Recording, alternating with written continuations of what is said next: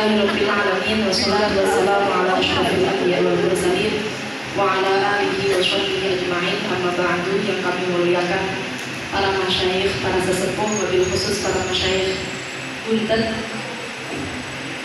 semua keluarga besar Buntet yang kami muliakan, Ibu Moderator Nifara, Ibu Rosito. Ini kalau Mbak kayaknya Ibu, kalau saya pasti Mbak aja sahabat Pak Tayat. Oh nenek. Ini Masya Allah, Alhamdulillah. Ini sebenarnya saya yang menjadi satu kehormatan bagi saya diundang di tempatnya ilmu. Buntet ini adalah tempatnya ahli ilmu. Wah, kenapa kok saya ini padahal banyak yang lebih mumpuni daripada saya di sini? Mungkin ingin foto ya.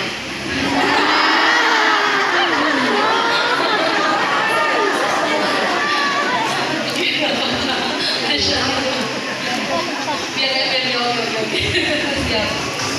dan juga kehormatan bagi saya disandingkan dengan pemateri-pemateri. Pengertian haid adalah darah yang keluar dari farji seorang wanita yang sudah mencapai minimal usia haid, bukan disebabkan melahirkan dan juga bukan karena penyakit pada rahim.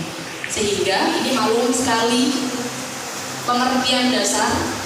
Maka kalau dari pengertian ini kita bisa simpulkan bahwa yang bukan haid pertama berarti darah yang keluar dari perempuan yang belum mencapai usia minimal haid.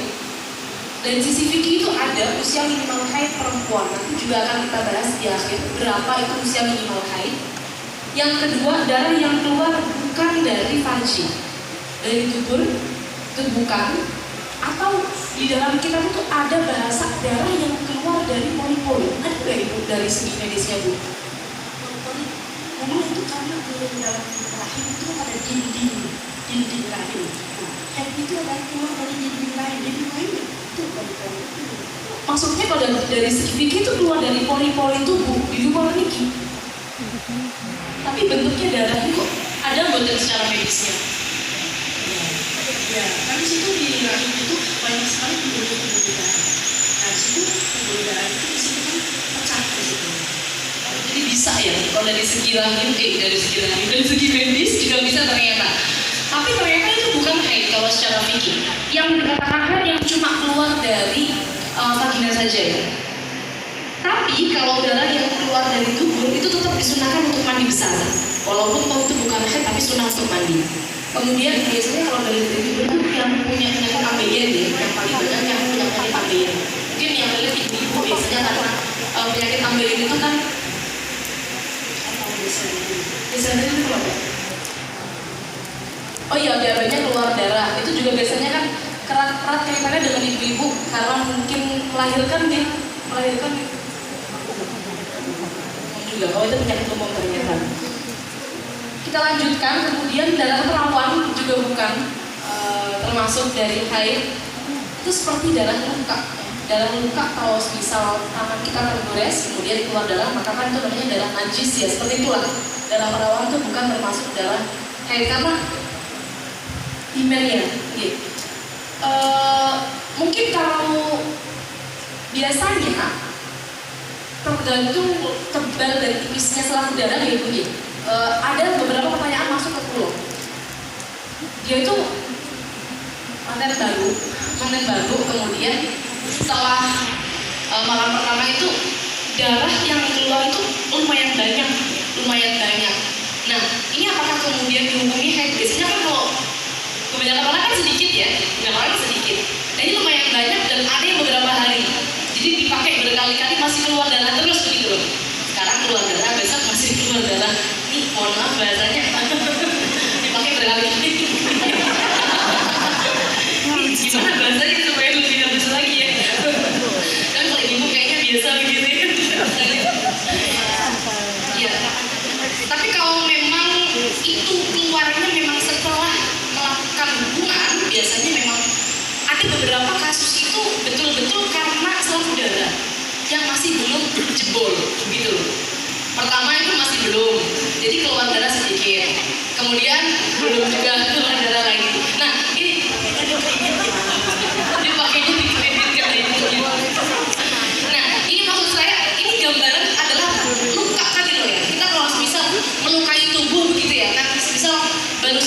sudah keluar darah, kemudian sudah selesai, kemudian lukai lagi, keluar lagi gitu ya, lukai lagi, keluar lagi. Nah ini sama halnya dengan itu bukan darah haid, melainkan darah najis saja seperti itu. Tetap darah robekan, tetap tetap diharuskan untuk melaksanakan ibadah seperti biasanya. Kemudian yang selanjutnya, darah yang keluar pasca melahirkan juga bukan haid, melainkan nifas. Dan yang selanjutnya darah penyakit juga bukan haid, melainkan istihadah. Dan menariknya, kalau kita seringkali bingung itu kalau seseorang yang punya masalah penyakit dalam rahimnya, seperti contoh mungkin yang ada pneumonia, ada kistanya, atau mungkin yang terkena kanker rahim yang kemudian efek sampingnya itu nanti dia akan keluar darah dengan siklus yang tidak normal. Ini kan pada akhirnya biasanya nanya ke dokter, dok saya haid apa enggak? Nah kita tinjau dari segi fikih dulu nih, dari segi fikih dulu.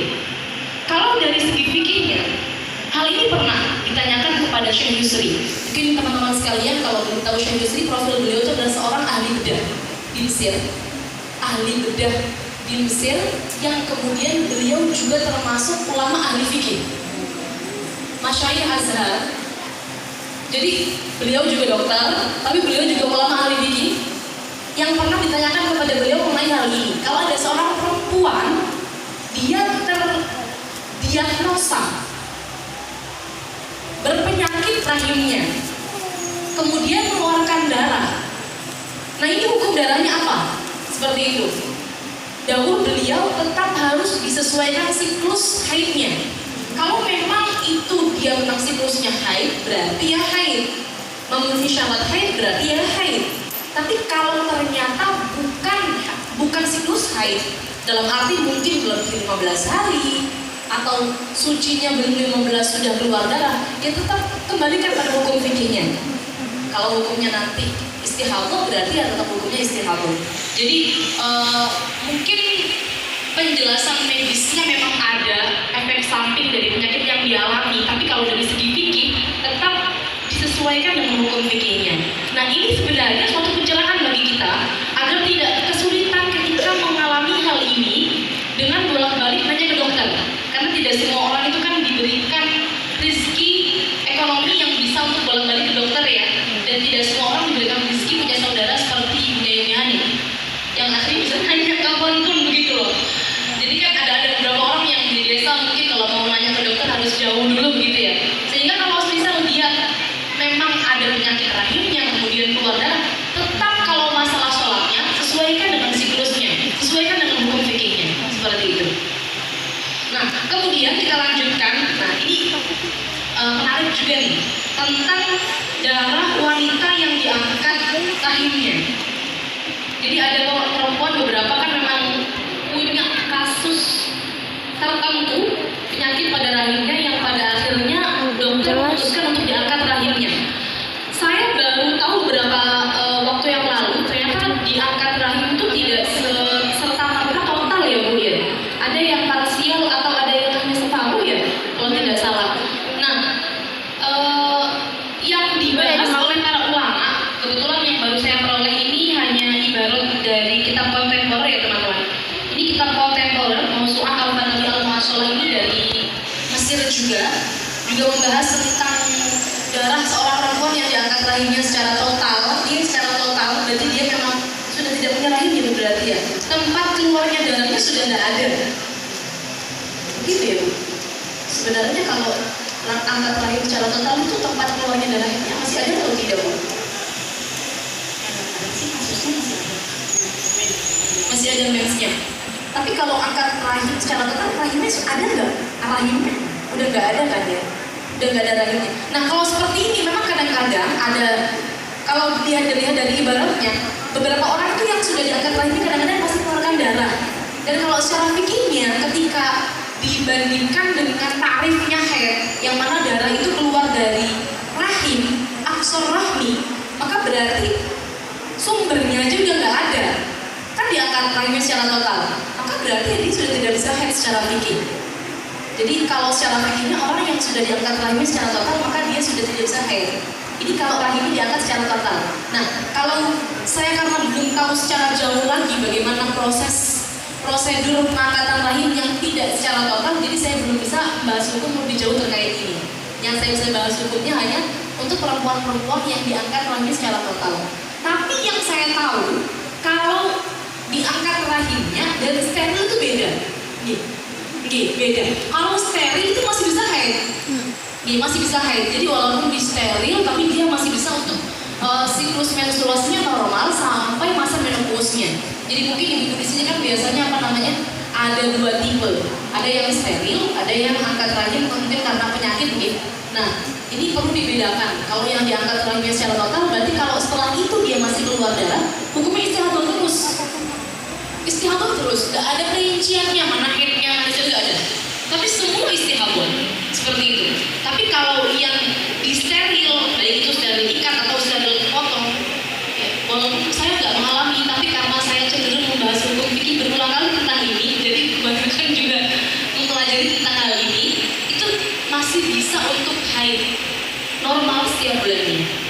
Kita lanjut tentang belajar mempelajari tentang ilmu haid. Maklum sekali tidak usah kita bahas ini, sepertinya fardu ain bagi setiap perempuan dan fardu kifayah bagi laki-laki.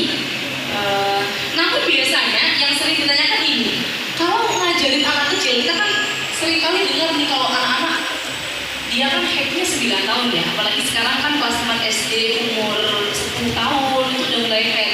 Padahal kan kalau kita bahas haid itu kan anak-anak nggak mau nyambung gitu loh, nggak mau ikut nimbrung. Apa sih, kadang-kadang justru malah ada beberapa yang risih dan takut rasanya, sehingga ini menjadi problem bagi ibu-ibu. Saya kalau mau ngajarin anak tentang haid seberapa, sampai mana, yang wajib sampai mana, ini ternyata ibu-ibu kegalauan ini cukup ada jawabannya. Ternyata mengajari anak-anak itu cukup dasar-dasarnya saja sebenarnya.